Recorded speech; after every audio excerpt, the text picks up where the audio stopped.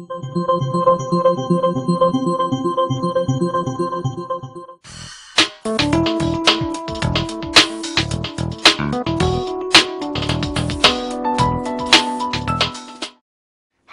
I'm Scott Marciel, United States Ambassador to Indonesia. Welcome to Ask US, where we answer questions submitted by our Indonesian online friends and followers. Today is April 23, and I'm joining you from our embassy in Jakarta.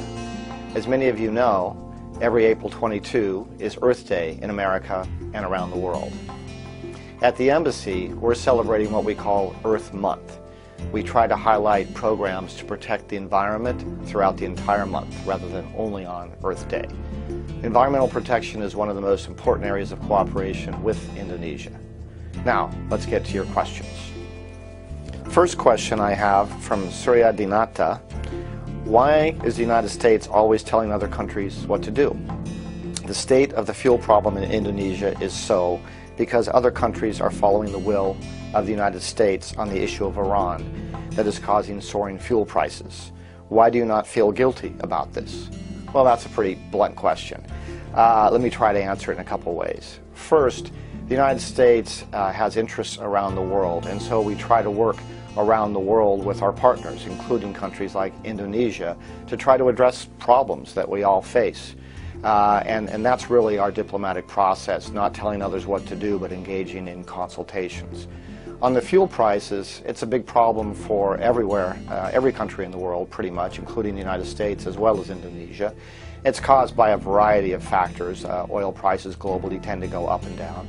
Certainly, Iran's threats to close the Strait of Hormuz has added to the tension and probably added some to high oil prices, and we're working with our partners to do all we can to make sure oil is flowing from other suppliers around the world. And the last point I would make on Iran is that it's not a U.S. Against Iran issue. It's really the international community, including the United States and the International Atomic Energy Administration, working with Iran, trying to convince Iran to follow international rules and international standards. And for the U.S., we're certainly going to continue to work around the world with our partners to promote universal values and also security, including by working against the proliferation of nuclear weapons. So thank you for that question. Okay, second question is from Giri Pritzker, who asks, is the rise of China as a superpower alarming the United States? The answer is no. Actually, the United States has made it very clear that we welcome China's development, economic growth, and participation in global affairs.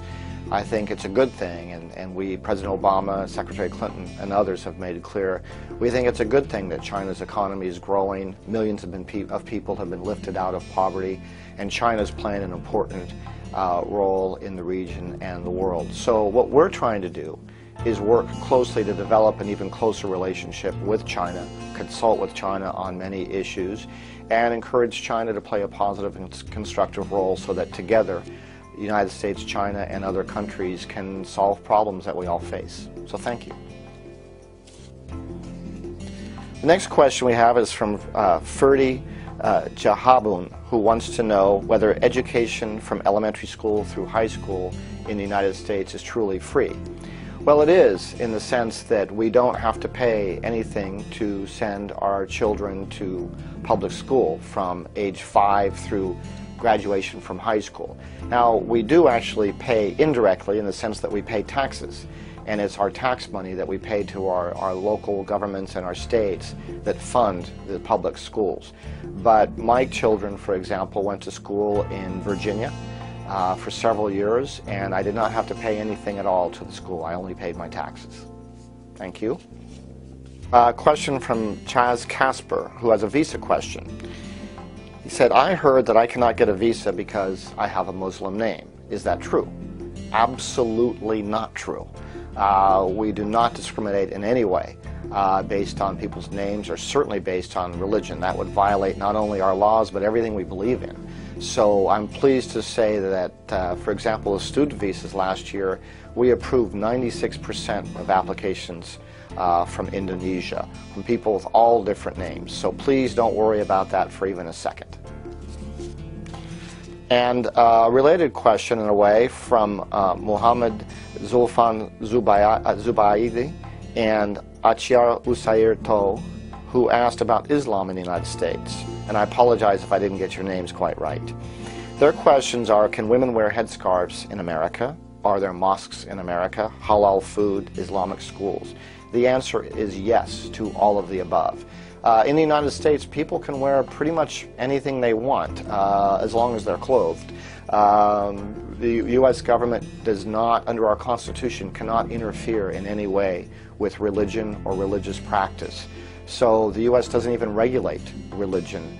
The U.S. government doesn't regulate religion. So thousands, probably millions of Americans now wear headscarves. There's more than 2,000 mosques in the United States. There's 3 in my hometown of Fremont, California. Certainly halal food exists, and in fact is growing quite rapidly as more and more Americans ask for halal food. So all of these things exist in the United States. I'm very pleased. It's part of what makes our country great, in my view. And one more question about religion from Ahmad Harmain. How many religions are there in America, and do they get along? Good question. We don't know how many religions there are in the United States because the government is not allowed to regulate or keep track of religions. So probably every religion in the world exists in one form or another in the United States, hundreds, maybe thousands of them. Again, the government doesn't keep track or regulate, so if you want to start a religion in the United States, you just start it. You don't have to get anyone's approval. Certainly there are millions of Christians and Muslims, Hindus and Buddhists, Jewish people, but there's also people of so many other faiths in the United States, and it's, again, one of the things I think that makes our country very strong. For the most part, I'm pleased to say people get along very well. Religious issues are not a problem in the United States. So thank you for that question. Thank you to all of our online friends and followers for submitting your questions. I appreciate the very candid and honest questions, and I'll try to give you candid and honest answers in response. Keep following us online, please, and stay tuned for the next edition of Ask US. Sampai jumpa.